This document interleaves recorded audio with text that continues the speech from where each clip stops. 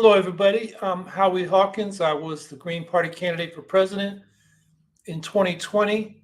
And this podcast, Green Socialist Notes, is about continuing to educate and advocate for the eco-socialist program that my running mate, Angela Walker, and I ran on in 2020.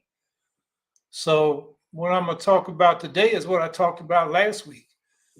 This war against the Palestinians by the Israelis and COP28 and the climate crisis. So one thing that happened in the last week is that the UN General Assembly approved a ceasefire resolution by a vote of 153 to 10 to 23 abstentions. And of course, the US was one of the countries that voted no. But I think we have to realize we're having an impact. There are a lot of reports that Biden officials are telling Israel to end the bombing by the end of the year. Bernie Sanders, who was not for a ceasefire, is now calling for a ceasefire and introduced a privileged resolution for a human rights report from the State Department. Now, there's a law that says we can't provide arms to countries that violate human rights. Now, we violate that law all the time, but Congress can try to enforce it. And by a privileged resolution, I'm not sure how this works, but Sanders only needs, 50% plus one to pass it. It's not likely it'll pass, but that's movement. And the thing I would say is you need to contact your House representative while they're home during this Christmas recess and keep the pressure on, and then be out on the streets for these demonstrations. We need ceasefire, and as I've been saying, that's not enough. We need to push for negotiations for a political resolution using international law as a lever. And that's resolution 242. That's the two-state solution. But the point is to get the negotiations going. And whether it ends up as a one secular democratic state or two states or a two-state confederation with open borders, I mean, those are all the main three models that are out there. The point is to stop bombing and start talking, and that's really what we got to push. Or otherwise, we may get a ceasefire, but there'll be the war will resume, and Israel keeps pushing the Palestinians. Not just in Gaza, but in the West Bank.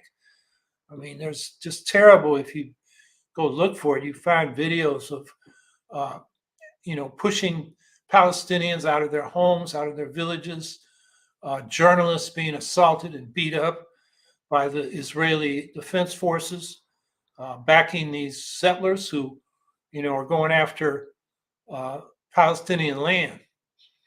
So, the issue before Congress, and the senators are still negotiating, the House is going home, but I think they want to link, and this was Biden's idea, to link aid to Israel, aid to Ukraine, and immigration reform. And Biden thought, well, we'll throw in immigration reform to appease the Republicans, but they're not appeasable. They, are pushing for more and more draconian, racist immigration laws. And of course, they're hypocritical as can be, because they're the ones that said we want regular order and voting on each policy or law independently. But now they're linking aid to Israel and Ukraine, which most of them want to give, to draconian changes in immigration law. And unfortunately, Biden and the top Democrats appear to be accommodating them. I mean, these compromises include Title 42-like authority to summarily expel migrants without hearings, without even the public health excuse during the COVID pandemic, which got us Title 42.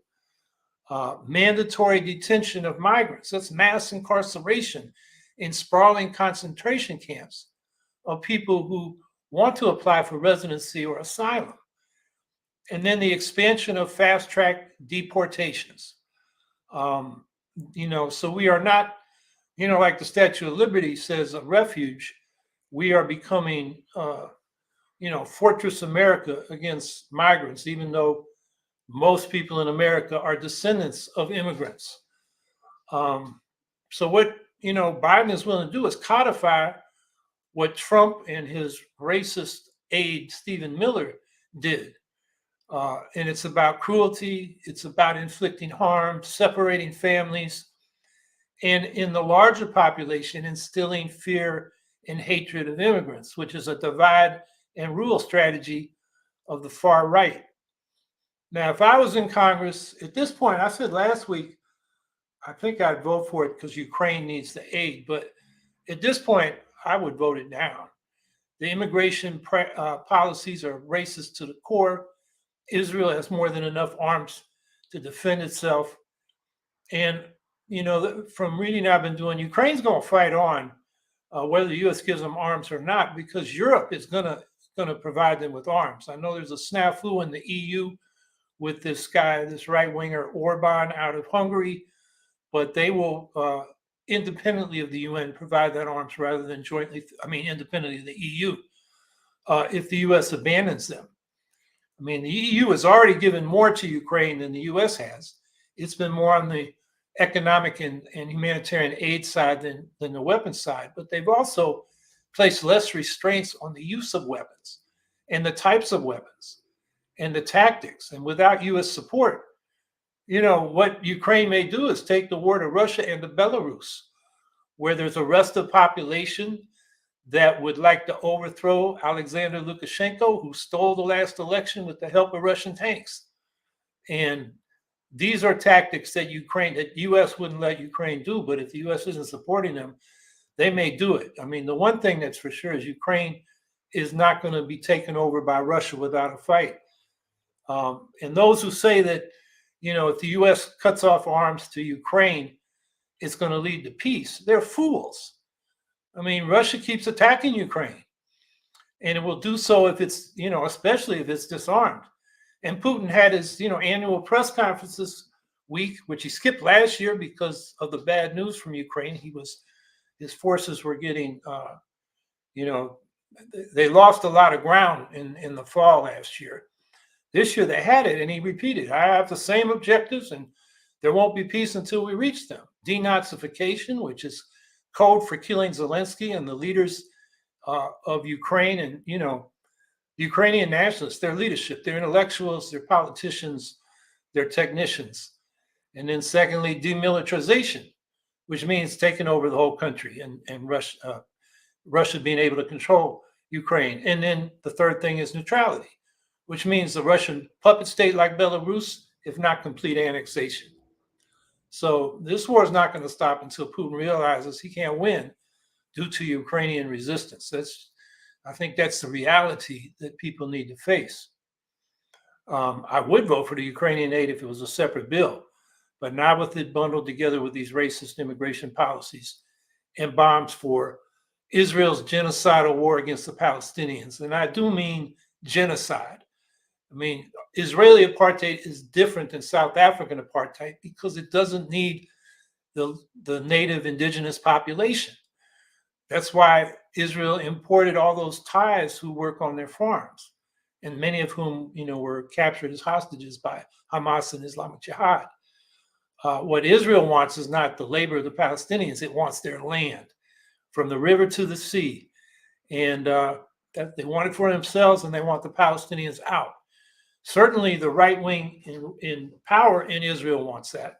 Not every Israeli, but the left that has wanted peaceful coexistence in some form or other is extremely weak in Israel these days. The right has really taken over, not just the government, but the political culture.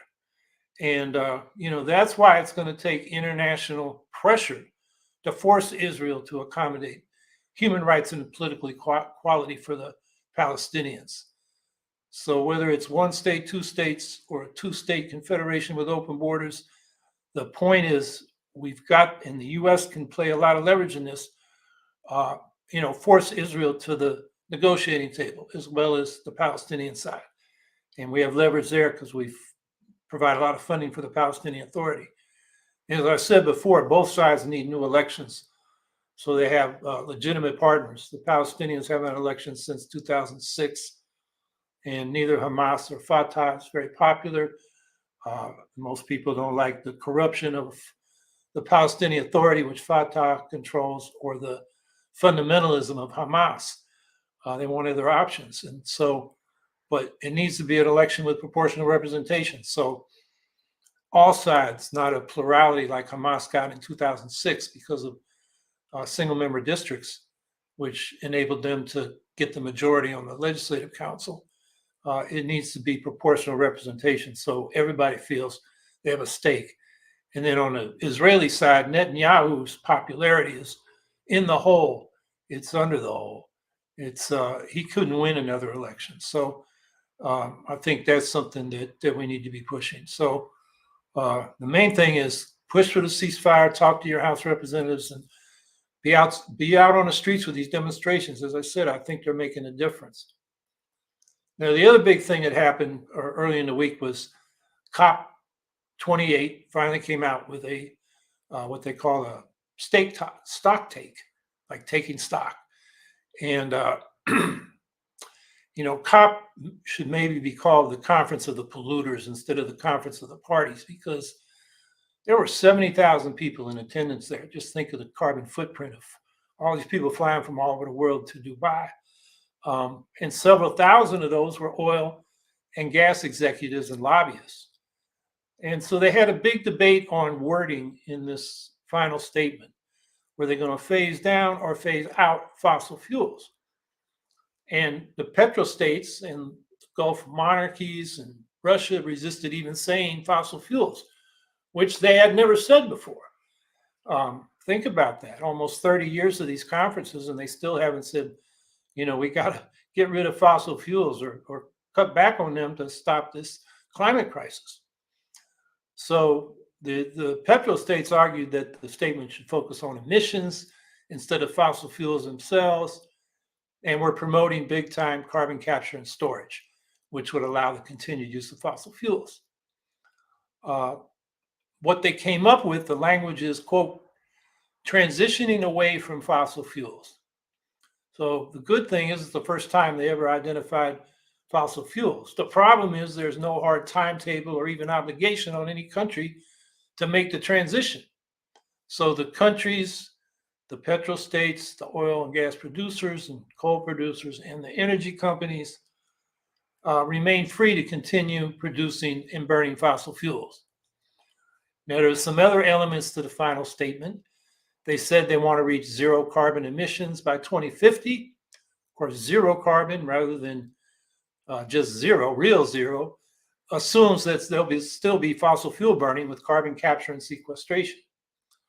They said they want to triple renewable energy production by 2030, which the US and China already said in their recent get-together out in California.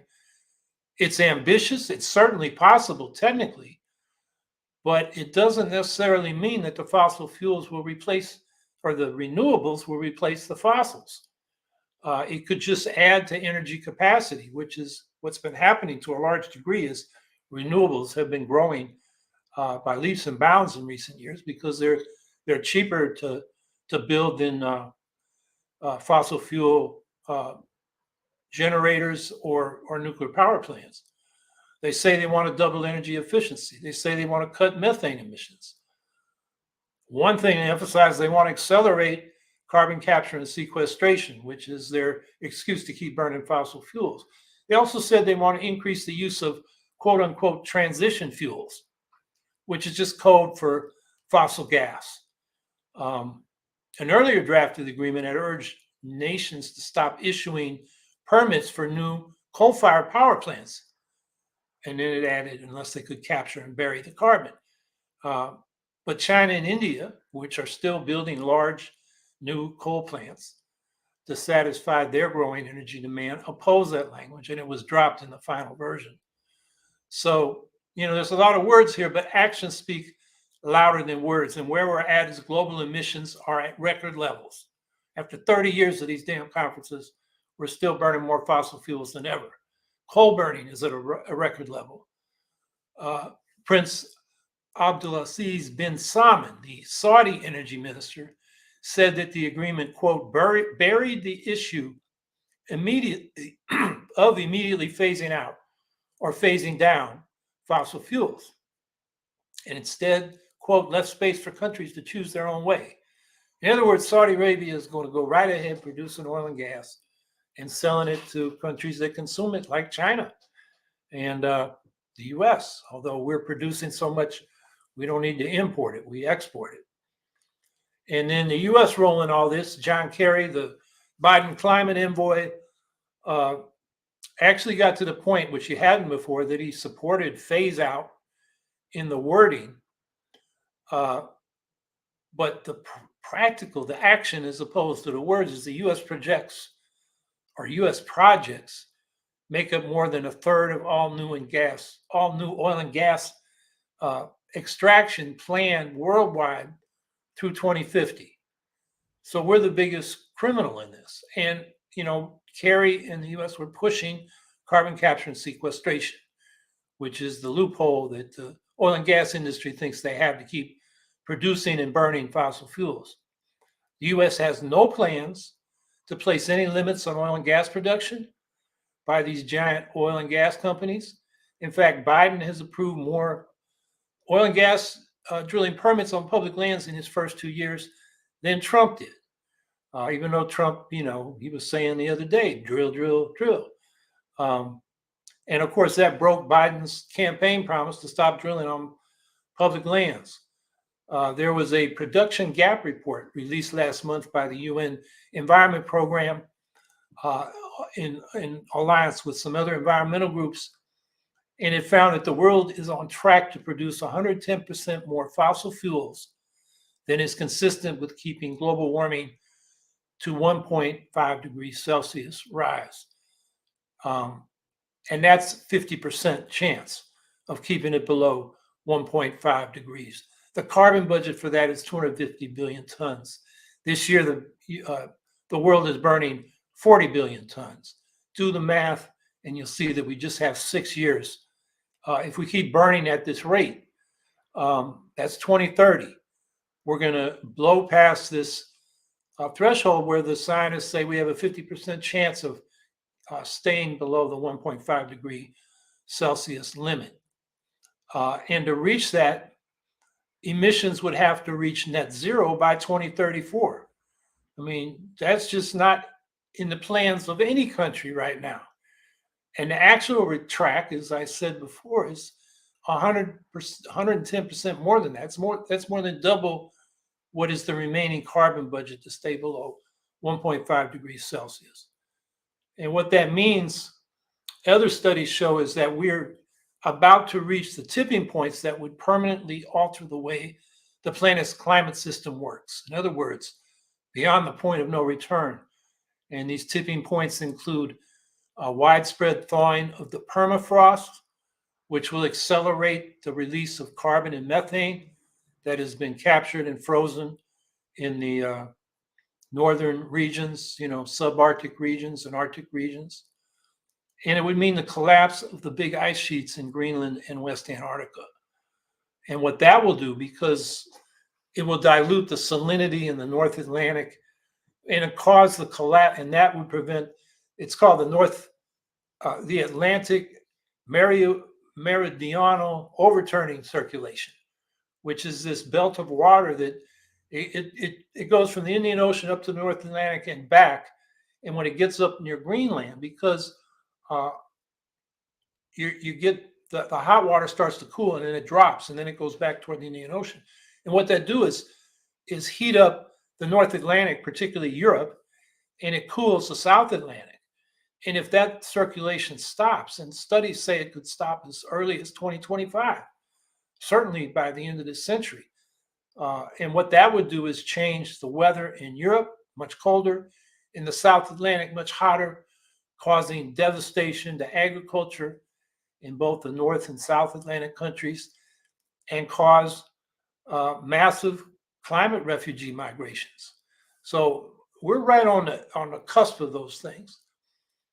Meanwhile, there was some talk, but not much action on climate finance. The Global South is saying if there's no finance for them, they can't phase out fossil fuels because they don't have the resources to do it.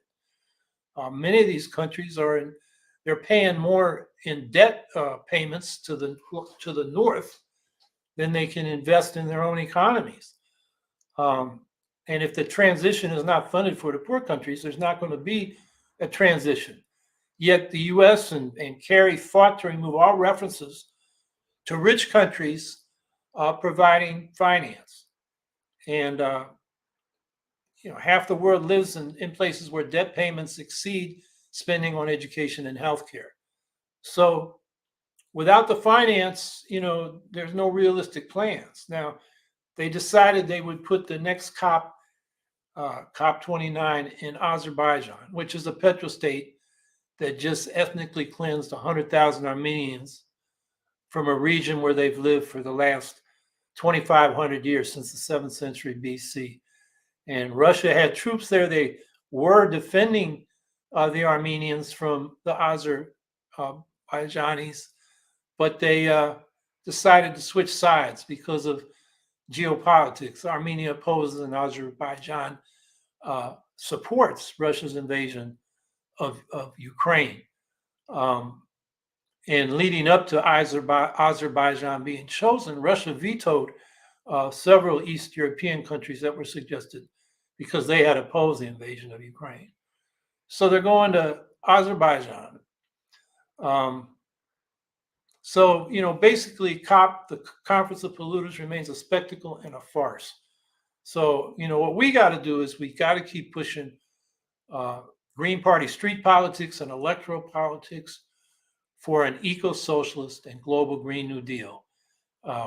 U.S. has the resources. It sets the tone in the markets as well as politically. And we must demand that the U.S. transform itself into the world's humanitarian and ecological superpower instead of being its militaristic superpower, and make friends instead of enemies, and save the planet for all of us. That's what we got to be, pushing. And we're not getting it from the Democrats or Republicans. And if we don't do it, nobody is. So we need to stay active on the street and in the elections. So that's my little rant. And looking forward to your comments and questions.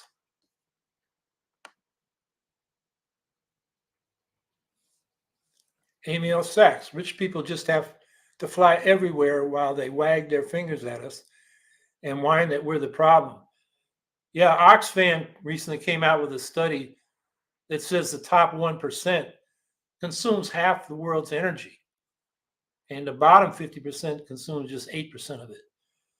So rich people are an environmental problem. I guess that's the way to put it.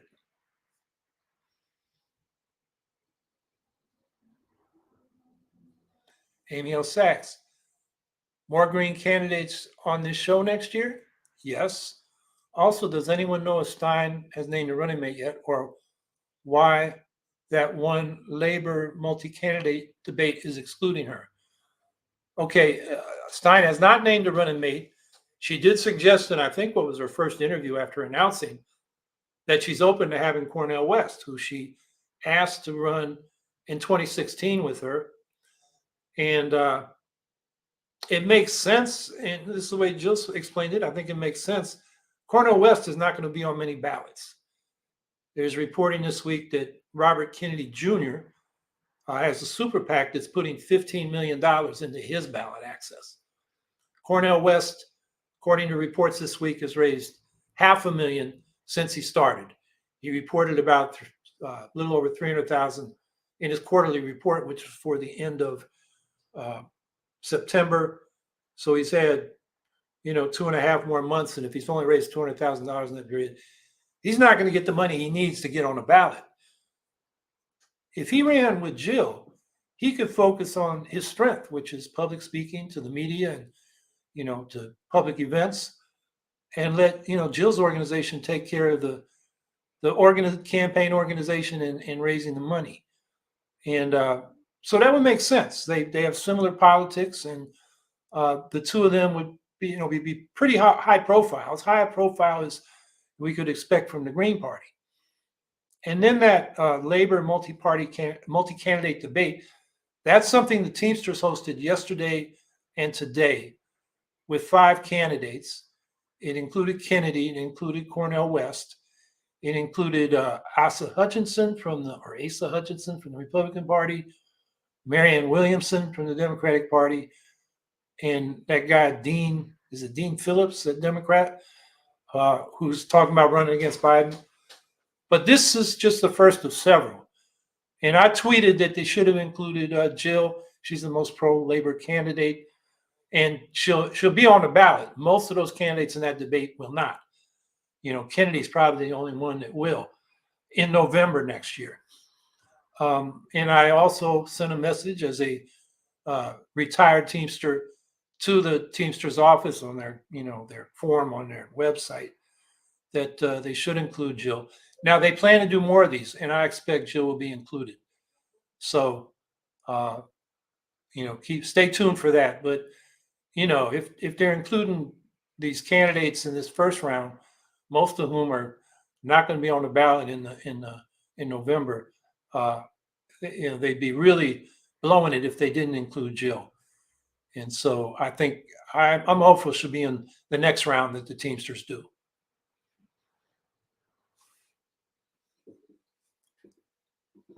Gabe from Rhode Island, Devon. I guess that's Devon. Why am I not running for president again? Oh man, I've run 25 times. Look, my campaign team from 2020, I did think about it before Cornel West stepped up because we just didn't have any serious candidates. And I know what it takes to run a campaign. Definitely have things to say. But my campaign team from 2020, most of them are young people, new jobs, new kids. Two of them who are older passed away. So I would have had to start from scratch pulling a campaign together. And that's a lot of work. And, I've been focusing on commenting on the need for ranked choice voting and proportional representation and doing Ukraine solidarity work and now Palestine solidarity work. There's a lot you can do without running for office. So when Cornel West stepped up, I really felt it. I felt so relieved because I guess I was not looking forward to trying to put together a campaign. So it was basically for logistical reasons. When I ran in 2020, the campaign team had come together and they wanted a left green to run. And they approached me, and it still took them about 4 months to convince me. So that was a different circumstance. So I'm not saying I won't run again, but not this time. I'm supporting Jill. I have some criticisms of her Ukraine policy. I think Cornel would be a good vice presidential candidate. I have criticisms of his Ukraine policy too, but given the alternatives, I mean, it's either that or Genocide Joe, because, that's really the only options. And I think, as Cornel West now agrees, and I was arguing in 2020, you cannot fight the rising fascism on the right in the Republican Party with this neoliberal austerity that we get from the Democrats. That just creates the opportunity for the right to scapegoat immigrants and people of color and women and gay people and trans people. And it's been successful. And the Democrats, because people have economic insecurities due to the Democratic policies, are just laying the ground for the Republicans to do this divide and rule scapegoating. So that's why we need a left alternative. We probably won't win, almost certainly won't win the presidency, but we can change the debate. And we've done that. Independent parties on the left have done that since the Liberty Party ran against slavery in 1840. And, the populists in Greenback Labor and the People's Party did it in the late 19th century, taking on corporate monopolies. The socialists did it by proposing labor reforms and social insurance, which we got in the New Deal. And then the Green Party, we made a Green New Deal our signature issue in the 2010s. And, the Progressive Democrats have picked it up. It's now a national term of debate. Of course, the Progressive Democrats watered it down, like the Democrats always do. They eliminated the ban on fracking and new fossil fuel infrastructure. They eliminated the phase out of nuclear power. They eliminated the cuts in military spending to help fund the Green New Deal. They extended the deadline for zero emissions from, a decade from now, we were saying 2030 and 2020, to 2050, and changed the definition from real zero to net zero, which, of course, as I was saying, opens the door for fossil fuels. And then what they've actually put into legislation, aside from the non-binding Green New Deal, which I was just criticizing and has never been voted on because neither Pelosi or now, what's his name down there in Brooklyn, Hakeem Jeffries, will put it on the floor for a vote. And the Republicans did put it on. McConnell did put it on the Senate side. And most of the Democrats voted against it with the Republicans. And then the bills that have been put in, or the climate action that have been put in and supported by these progressive Democrats, is really a neoliberal approach to climate action. Instead of public programs, public enterprises that can actually carry out a rapid transition to 100% clean energy and then zero moving toward negative emissions, they provide subsidies and tax incentives for the private corporations that got us in this mess in the first place. And that's hit or miss. And it's missing in some respects, like with offshore wind right now. With the high interest rates, a lot of these investors are saying, not now. We got to wait till the interest rates come down, which it looks like they're starting to, but that's a delay, and we don't have time to delay. Or take steel. You know, most of the steel is produced with coke ovens. And the steel corporations are not going to replace those coke ovens with electric arc furnaces and hydrogen furnaces until they wear out the coke ovens. What you need are public enterprises that say, we can't be producing or using more fossil fuels. We got to make the transition now. And it'll cut into profits. But, you know, the whole idea of an eco-socialist Green New Deal is you make the investments now, and then you're producing a lot of things that will have a return on investment. Renewable energy, people will pay their electric rates. Public housing, people will pay their rents. And the other things that will be produced from, you know, the components for solar panels and wind generators, they will get paid by those that, you know, assemble and install those things. And then they'll get paid by people paying their electric rates. So in the long run, it will pay for itself. And we can't let short-term profits for corporations determine what we can actually do to deal with the climate change. So the question was, why aren't I running for president? Boy, I'd be hitting on that. We need an eco-socialist Green New Deal. We need peace policies, particularly nuclear disarmament initiatives.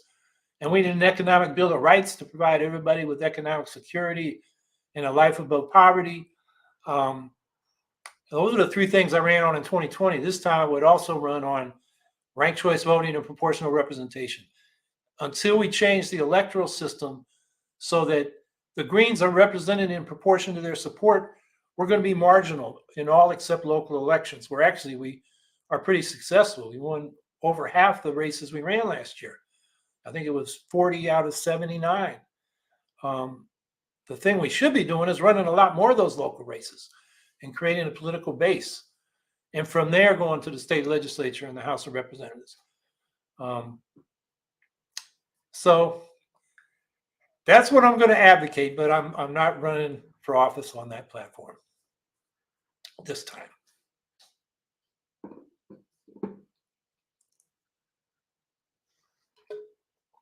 Ashley R. Nuclear power by way of fusion is the cleanest form of renewable energy.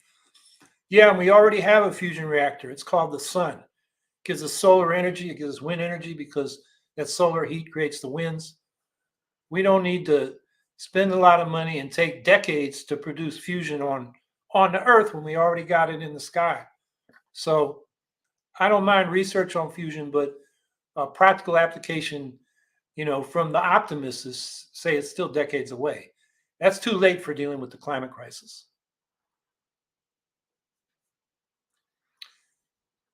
Janelle, a plant in Illinois is making hydrogen fuel cells and retrofitting existing diesel trucks.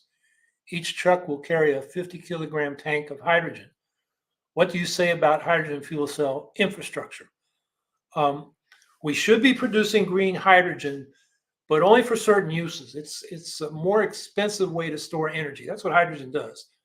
You separate the H in H2O, water, from the 2O, the oxygen, and you get hydrogen, but that takes energy.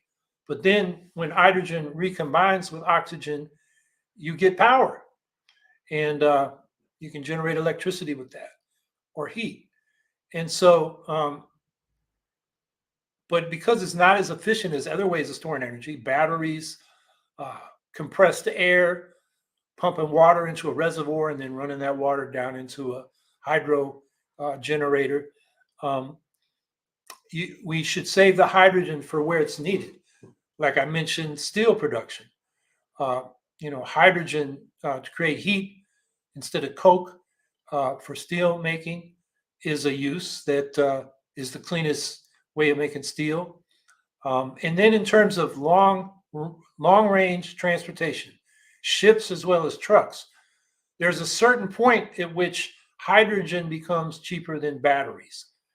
And so building, uh, trucks or retrofitting diesel trucks with hydrogen is good for long distance trucking. And I think the crossover point is like 2,000 miles. I may be wrong about that. Um, what's his name? Mark Jacobson at Stanford has done those calculations, and I think he said maybe 1,500 or 2,000 miles is where it becomes cheaper to use hydrogen fuel cells instead of electric batteries. So we need to build the infrastructure of producing the hydrogen and hydrogen fuel cells, but just uh, not think of it as the way to store energy for everything we want to do, because there are more efficient ways of storing energy to produce electricity than storing hydrogen. More efficient in terms of the energy cost and the actual cost itself.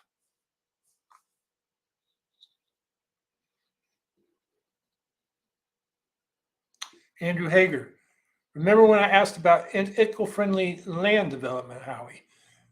Could the same concept apply to rebuilding abandoned railroads into eco-friendly preservation railroads for tourist trains?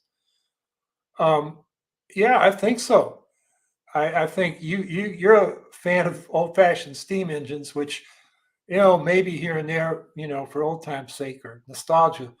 But electric rails is what we really want.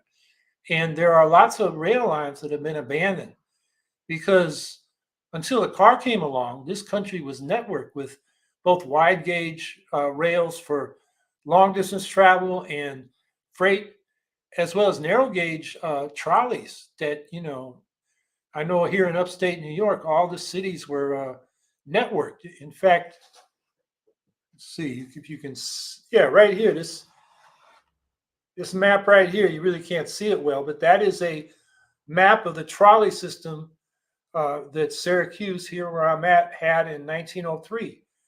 And anywhere in the city was no more than 2 blocks from a trolley, and they came by every 10 minutes. Much more efficient than our bus system now, which is, it takes hours to, go a couple miles to get downtown from, the outer neighborhoods. It's it's just not what we used to have. We've gone backwards in terms of public transportation, not just in Syracuse, but in most cities in the country. So yeah, rebuilding the rails is part of the Green New Deal, and we say we need a public transportation company that will do that. The Rail Workers United, which is a reform caucus of the railroad workers unions, has been calling to nationalize the railroads and take them out of the hands of these for-profit corporations, which are understaffing the railroads, which is dangerous. Um, and actually, we're going in the opposite way. There was a Cincinnati happened to own a railroad. I think it came from somewhere in the South, and they just sold it to get some quick cash, and the city approved it in a referendum. That's too bad. We should be going the other way. Make the railroad system a public utility that operates at cost for public benefit instead of for the private profits of big investors like Warren Buffett, who owns one of the big railroad companies.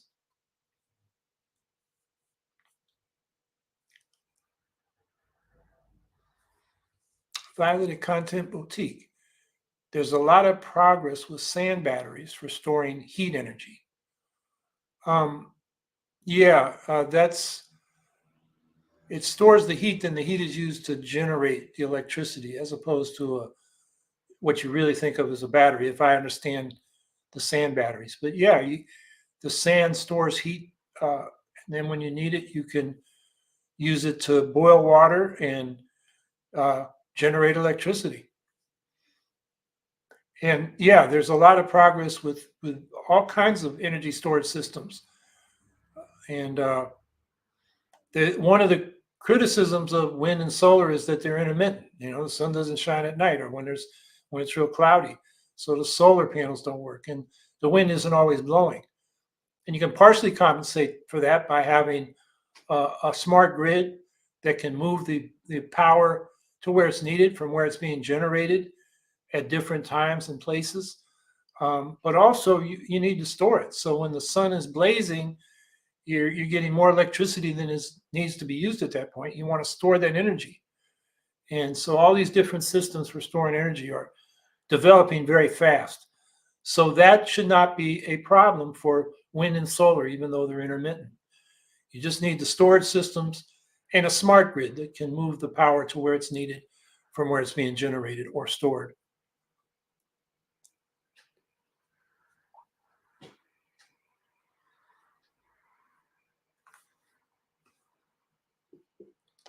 Via email, comments on Giuliani's $148 million sentence for defaming election workers in Georgia.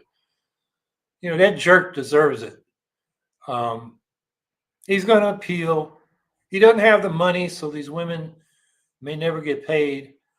But he's ruined former America's mayor, who was always a jerk. He never admitted his mistakes. He often, demonized people for his own political gain. When he was mayor in New York, his policing policies were very, part of the mass incarceration problem, and part of the problem of police brutality. Um, so, under Giuliani, you may remember Abner Louima, a Haitian guy that was sodomized with a nightstick by New York police, and who reportedly said, "We can do this because it's Giuliani time." That's who that guy really is, and so he deserves what he's getting, and he's got a lot more coming. He's got a lot of legal problems. He's ruined. I mean, he was on top of the world and a millionaire, multimillionaire, and now he's down in the gutter where he really always behaved, and it caught up with him, and good.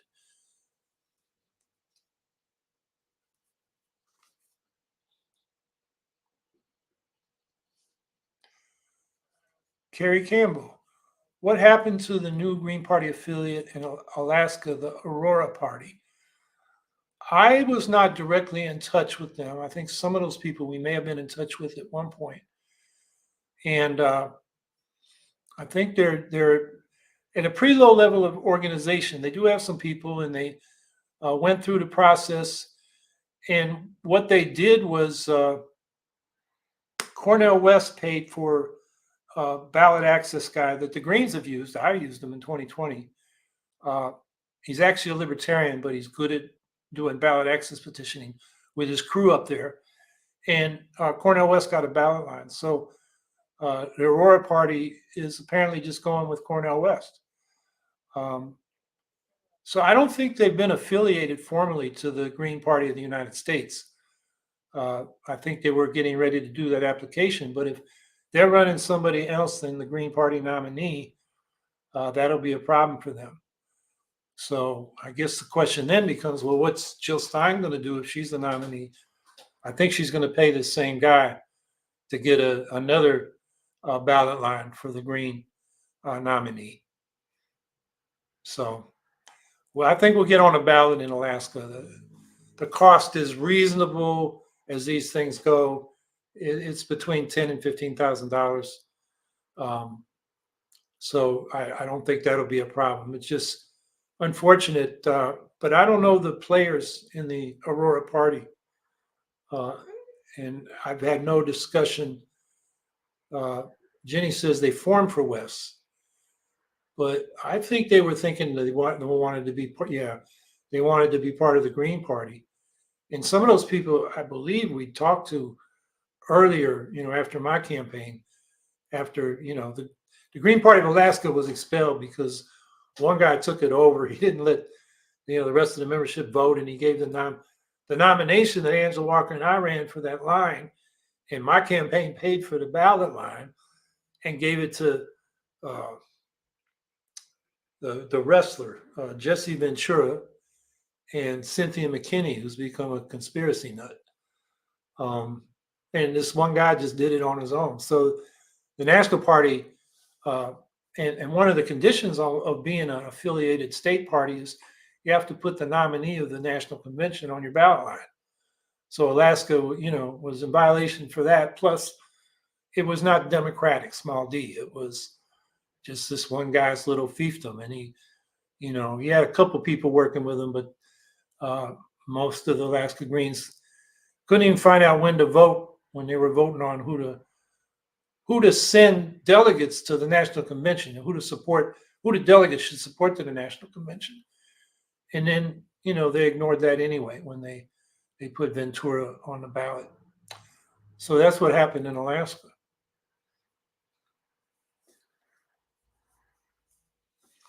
Via email, did you read the reports about SCOTUS and the Dobbs decision? I'm not sure which reports you're referring to.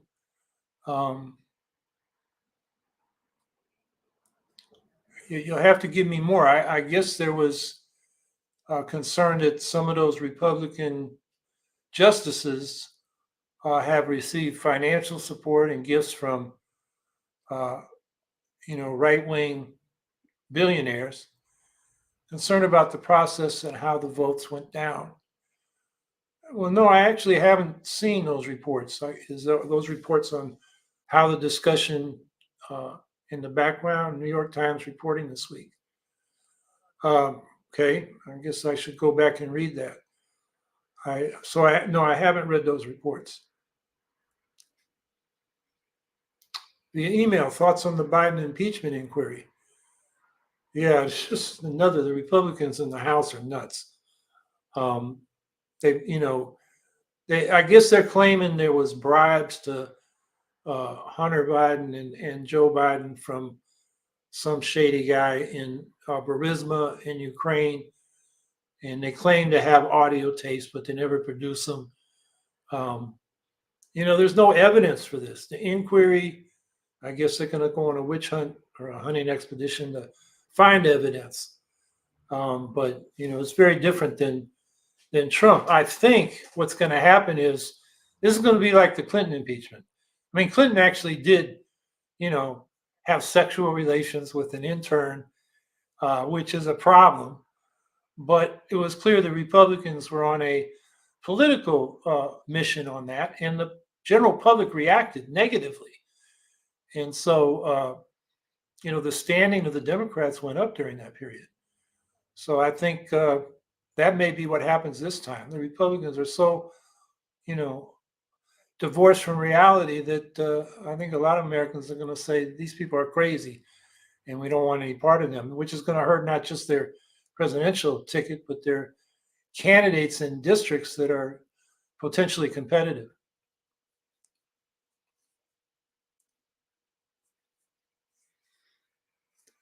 B.D. Dimmitt, there was work years ago toward providing cars with doors and ceilings that would function as electricity storage, and the use of high energy production periods to separate water for hydrogen is again a thing.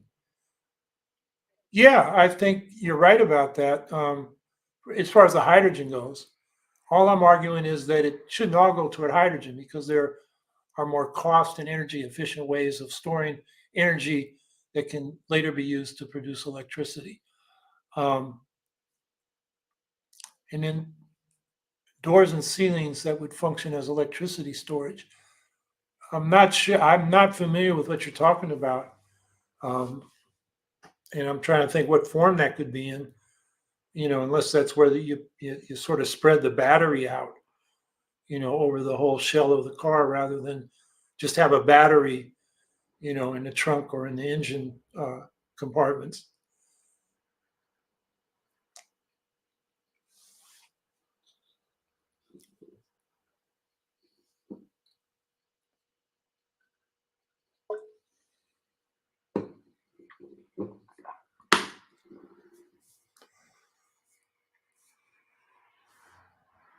Actually are.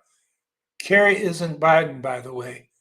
He'd be able to do much more as climate captain with a Sanders delayed ticket, for example.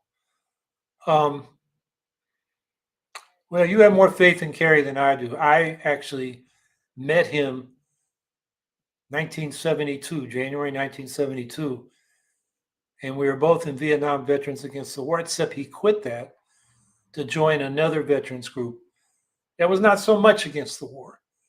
And he struck me at that time as an ambitious guy that wanted to be another Kennedy kind of guy from Massachusetts, and that's what he became.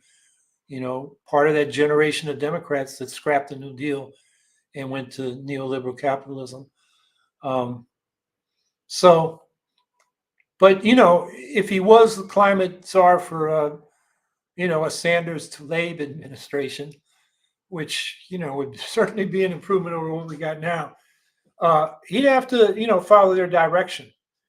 And I don't know what's in his heart, in his mind, as far as climate action goes. I think he's an establishment guy that sort of wants to push within the limits that the establishment will allow, which is the big oil and gas companies as well as other big corporate interests that are afraid of the disruptions that are real Green New Deal, trying to meet a rapid timeline for 100% clean energy and zero emissions to address what the climate crisis requires.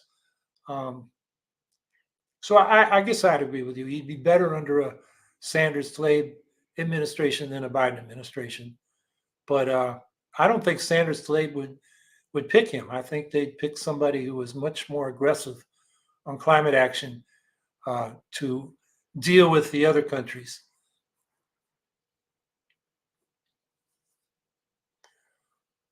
William Parmalee, is there a way to get the Green Party candidate into the debates? Well, it's interesting. The Republicans, their national committee, and Donald Trump himself have said they're not going to participate in the debates that have been hosted since the 80s by the Commission on Presidential Debates, which sounds like a government agency, but in fact is a private corporation that's jointly owned by Democratic and Republican leaders. And they set that up and kind of muscled out the League of Women Voters after John Anderson got in the national debate in 1980. And the two major parties didn't like that. So I don't know what's going to happen. If the Commission on Presidential Debates is ignored by the Republicans, are they going to go ahead? Now, their criteria to get into a debate are pretty difficult. You have to be polling at 15% or more in, I forget the number of major polls, but they pick the polls. You have to have raised a certain amount of money. It's something that almost by definition, a Green candidate would be excluded from. But, if the Commission on Presidential Debates can't get a Republican there, maybe they'd open it up. On the other hand, they're really a two-party organization to keep minor parties out. Maybe that will open the door for the League of Women Voters to host a debate and include the Green Party in the interest of debate. We were able to do that here in New York in 2018 when the governor, Andrew Cuomo, would not debate. He finally had some snap debates on the radio with the Republican candidate. But we convinced the League of Women Voters to have all-comers, all candidates on the ballot debate. And everybody showed up but the Democrat. The Republican showed up. I showed up. The Libertarian showed up. Former mayor of the city running with a kind of corporate centrist party showed up. And by the way, I beat my mayor here in Syracuse in the county and in the state, even though she was in a well-funded campaign by these corporate centrists. Which is just to say, I came in third out of 5 candidates that year. The Green Party is no joke because our platform is popular. People want Medicare for all. They want a Green New Deal. They want the rich taxed. And that's why the Democrats try so hard to keep us off the ballot and out of debates. So is there a way? I think, maybe this year, because the Republicans have told the Commission on Presidential Debates they're not participating. So that may open the door for a civic group like the League of Women Voters, or, the media to hold their debates on their terms rather than with the Commission on Presidential Debates. So, and it is an interesting year where, relative to other years, the third-party candidates are higher in the polls. Kennedy for sure, West and Stein. I looked at these polls recently for an article I was writing. They're getting between 1% and 4% each. It's closer to 4% when it's a national poll. It's closer to 1% when it's a poll in a competitive battleground state. But that's significant in an election that might be close between the Democrats and Republicans, plus the Kennedy factor, who appears now to be taking more from the right than the left because he's moved to the right on immigration, on Israel, and his anti-vax nonsense. So, it creates an interesting situation where debates would be clarifying for the public, and maybe the media or civic organizations will set them up. So I think, we should be hopeful and we should push for that. B.D. Dimmitt, the main reason the Commission on Presidential Debates was allowed to take control of debates as a bipartisan organization in a job that was to be available only to nonpartisan organizations was that they were in the position to ensure that the candidates would participate. Well, they may have been initially, but, the Republicans, they're just not cooperating with anybody except themselves, and they can't even do it among themselves. So the Commission on Presidential Debates is, maybe headed for the dustbin of history. We'll have to see. But if the Republicans won't participate in their debate, their purpose is outlived.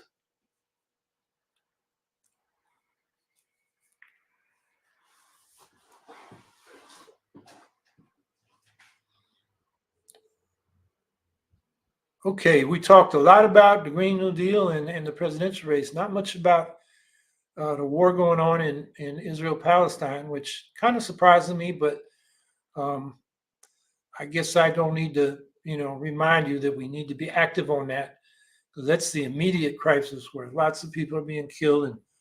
And, unless we move to a ceasefire and a political process toward a resolution of the conflict, this is going to be a recurring and long-term problem that could flare into a regional war and even a world war. So we got to stay active on that issue. And then, the climate issue that we talked about, that's why we need, more green candidates. And, we should all be, when the opportunity arises, writing letters to the editor, op-eds, speaking out in public hearings, public forums, organizing public forums. In other words, a lot of activism on this, because there's a lot of complacency with the Democrats and Republicans on the climate issue. The Democrats say we did that. The Republicans say we don't want to do it. And the fact is it hasn't been done. And so we're the ones that got to make it happen. So, stay active, as I keep saying. Our activism makes a difference. And oftentimes we're gaining, even though it isn't apparent at the current moment. But, we're changing people's minds, and social change comes in leaps. Suddenly everybody seems to be with you and things move. So keep the faith and stay active. And I will be here next week. It's, let's see, it's the 23rd, the eve of Christmas Eve. I'm not sure I have the technical backup. So, stay tuned to our social media to see if next week we're actually going to be on. We're working on that, but we may not have the people who can, do the technical background to this, which I can't do on my own. Maybe I should learn how to do that, but I haven't. So same thing goes for the eve of New Year's Eve. I plan to be here, but stay on our Facebook or Twitter feed to see, if we're actually on next week. In the meantime, have a good week, and we'll see you soon.